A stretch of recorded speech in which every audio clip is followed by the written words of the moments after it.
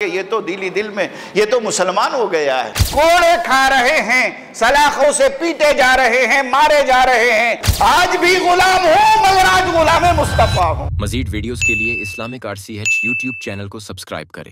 آج میں آپ کو ایسی ہستی کے بارے میں بتاؤں گا جو نہ اپنے وقت کا بادشاہ تھا، بادشاہ نہیں تھا، جو مالدار اور ثروتدار اور پیسے والا آدمی بھی نہیں ہے، بلکہ وہ رسول اللہ کا عاشق ہے، اللہ کے نبی علیہ السلام کا خادم ہے، بلکہ وہ ایک حبشی غلام ہے، وہ حبشہ کا رہنے والا غلام ہے۔ اس کے آبا و اجداد بھی غلامی کی زندگی انہوں نے گزاری، باپ نے بھی زندگی گزاری، ان کی ماں نے، والدہ نے تو وہ بھی غلامی میں زندگی گزاری۔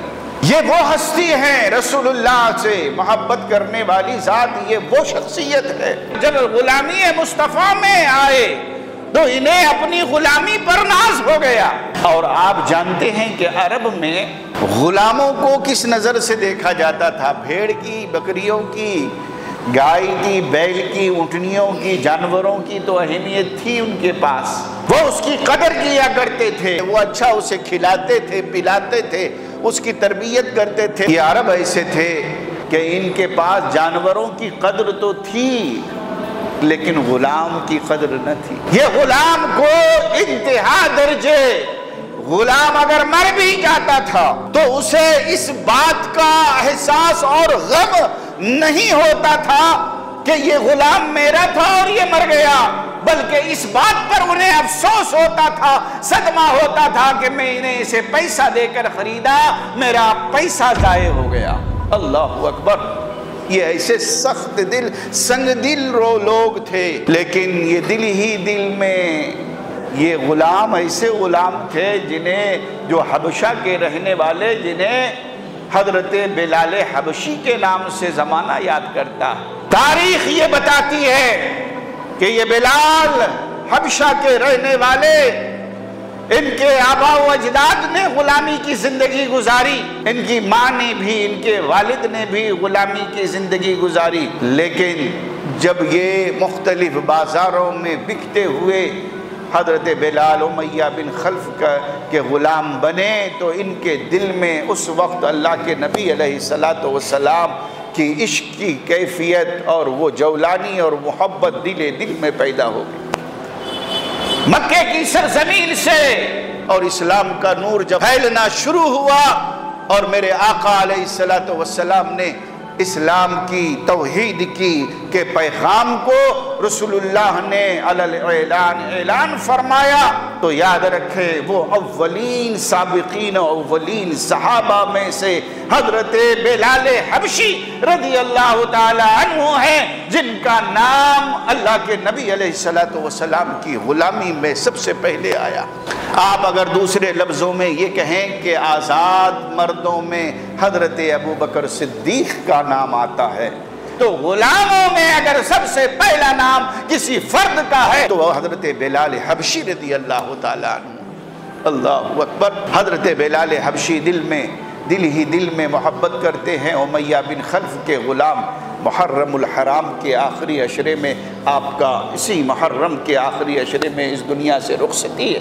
عاشق رسول بلال ہے، ایمان کی چنگاری پنپ رہی ہے، روشن ہے قلب ایمان کی دولت سے۔ امیہ بن خلف کو، آپ کے آقاؤں کو معلوم ہو گیا، جدلان کو معلوم ہوا، انہوں نے بیچا، امیہ بن خلف نے خریدا۔ امیہ بن خلف کو پتا چلا کہ یہ تو دل ہی دل میں یہ تو مسلمان ہو گیا ہے، یہ تو ہمارے بتوں کو گالیاں دیتا ہے۔ جب ان کے دل میں ایمان روشن ہوا اور امیہ بن خلف کو جب یہ معلوم ہوا تو یہ بڑا سخت دل تھا۔ آپ جانتے ہیں کہ عرب میں اس کی حیثیت غلاموں کی کیا تھی۔ اللہ اکبر!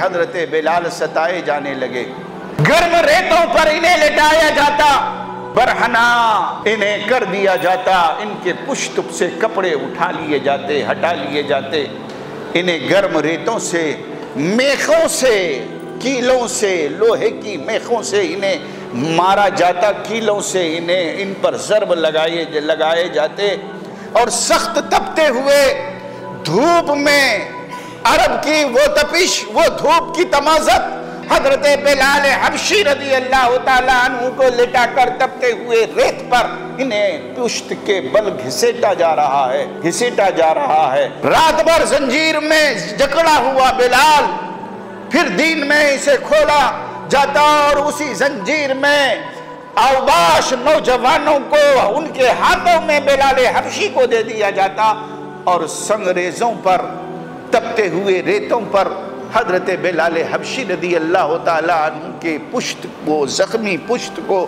اسی تپتے ہوئے ریت پر گھسیٹا جاتا اور خون کے فوارے نکلتے پشت سے، اور زبان پر ہوتا تو وہ نغمہ ہوتا، احد احد کا نعرہ ہوتا، اللہ اکبر، اللہ بڑا ہے، اللہ ایک ہے کی صدائیں حضرت بلال، اللہ معبود حقیقی ہے، اللہ رب العزت کی صدائیں حضرت بلال رضی اللہ تعالیٰ عنہ لگا رہے ہیں، اور انہیں اس بنیاد پر مارا جا رہا ہے، لہو لہان کیا جا رہا ہے، میخوں سے، سیخوں سے، سلاخوں سے آپ کے پشت پر مارا جا رہا ہے کہ تم اس دین کو چھوڑ دو، اسلام سے پھر جاؤ، ہم تمہیں آزاد کر دیں گے۔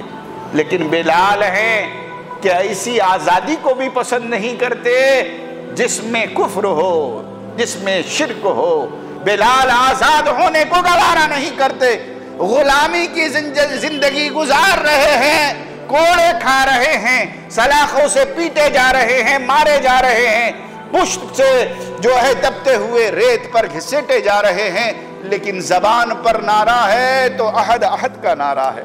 بتاؤ مسلمانوں، یہ صحابہ نے کیسی زندگی گزاری؟ ابو بکر آئے، گزرے ادھر سے دیکھا کہ حضرت بلال حبشی کو اس وجہ سے مارا جا رہا ہے کہ اس کے دل میں اسلام ہے۔ اسلام تو قلبی طور پر، دل کے طور پر اور باطنی طور پر وہ لا ہی چکے تھے، لیکن بلال حبشی کو جب ابو بکر صدیق رضی اللہ تعالیٰ عنہ نے دیکھا تو کہا آپ چھپاتے کیوں نہیں ہو، آپ کیوں بولتے ہو، احد احد کا نعرہ مت لگاؤ، آپ صبر کرو، اپنے ایمان کو چھپاؤ۔ ابو بکر صدیق رضی اللہ تعالیٰ عنہ بار بار حضرت بلال رضی اللہ تعالیٰ عنہ کو سمجھاتے تھے کہ وہ ایمان اپنے اندر چھپا کر رکھو، اس کا اظہار مت کرو، لیکن وہ ایمان کی قوت تھی، وہ عشق کی طاقت تھی، محبت رسول اور اللہ اور رسول کی محبت میں بلال اس طرح وارفتہ تھے کہ اپنے آپ کو اسی وارفتگی میں گم پاتے تھے، اور جب آپ کا آقا امیہ بن خلف آپ کو مارتا تھا تو آپ احد احد کا نعرہ لگاتے تھے۔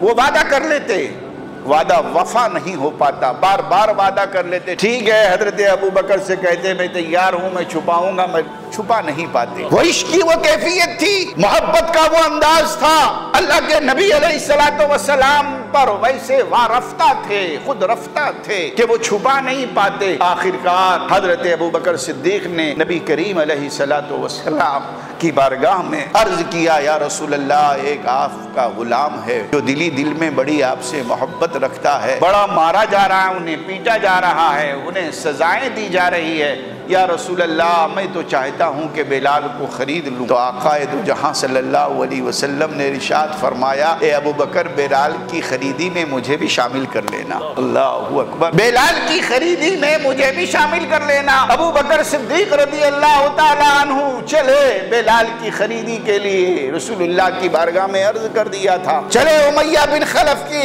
پاس گئے تو دیکھا کہ بلال کو سزائیں دی جا رہی ہے، زنجیر میں بلال جکڑے ہوئے ہیں، پشت مبارک سے خون بہ رہا ہے، آپ کو رہا نہیں گیا، آپ اسے باہر ہو گئے اور پوچھا، اے امیہ تو بلال کو مارتا کیوں ہے؟ امیہ بن خلف نے کہا، تجھے اس سے محبت ہے تو بلال کو تو خرید کیوں نہیں لیتا؟ حضرت ابو بکر تو چاہتے ہی تھے یہ جملہ کہہ دے، بلال کو خرید کیوں نہیں لیتا؟ حضرت ابو بکر صدیق نے فرمایا کہ میں تو بلال کو خریدنے ہی کے لیے آیا ہوں، بتا تو بلال کو بیچتا کتنے میں ہے؟ کہا بتاؤ ابو بکر، تم کیا دینا چاہتے ہو، تم ہی بتاؤ۔ ابو بکر صدیق نے کہا، میرے پاس ایک گورا سفید چمڑی والا غلام موجود ہے جو دل کا کالا اور تن کا گورا ہے، میں چاہتا ہوں کہ تو بلال کو مجھے اس سفید چمڑی والے خوبصورت غلام کے بدلے میں بلال مجھے دے دے اور تبادلہ آپس میں کر لیں، بدل کر لیں۔ کہا مجھے وہ پسند نہیں، تو اس نے شرط لگایا کہ مجھے غلام بھی چاہیے ان کے بدلے میں اور اشرفیاں بھی چاہیے۔ اللہ اکبر۔ روایتوں میں آتا ہے کہ حضرت ابو بکر صدیق رضی اللہ تعالیٰ عنہ نے اس زمانے میں آدھا کلو سونا دے کر حضرت بلال حبشی کو آزاد فرمایا۔ اللہ اکبر۔ جب آزاد کرا کر حضرت بلال کو ابو بکر لے جا رہے تھے تو امیہ بن خلف زور سے کہا مارا اور تمسخر کیا، مذاق اڑایا کہ ابو بکر تو بلال کو بڑے گراں قیمت پر خرید کر لے جا رہا ہے، بڑے مہنگے دام میں نے بلال کو تجھے دے دیا ہے۔ تو حضرت ابو بکر صدیق رضی اللہ تعالی عنہ کی وہ بات مجھے ابھی یاد آ رہی ہے، انہوں نے فرمایا کہ امیہ تو نے بڑے سستے میں بلال کو دے دیا ہے، میں تو اس ارادے سے آیا تھا کہ اگر مجھے اپنی ساری دولت بھی دینی پڑے تو میں دے دوں گا اور بلال کو آزاد کرا کر لے جاؤں گا۔ اللہ اکبر۔ تو مسلمانوں، صحابہ کی جو قربانیاں ہیں نا، ایمان جو لائے، جو ان پر ظلم ہوا، حضرت سمیہ کی تاریخ اٹھا کر دیکھ لیں، وہ پہلی خاتون ابو جہل نے جن کے ناف کے نیچے میں اپنے بھالے کو مار کر انہیں شہید کیا، حضرت عمار جنہیں 2 اونٹنیوں میں باندھ کر، 2 طرف 2 اونٹنیوں میں ہاتھ اور پیر کے آپ کو باندھ کر میں 2 طرف اونٹنیوں کو دوڑا دیا گیا اور آپ کو جسم سے 2 ٹکڑے کر دیا گیا۔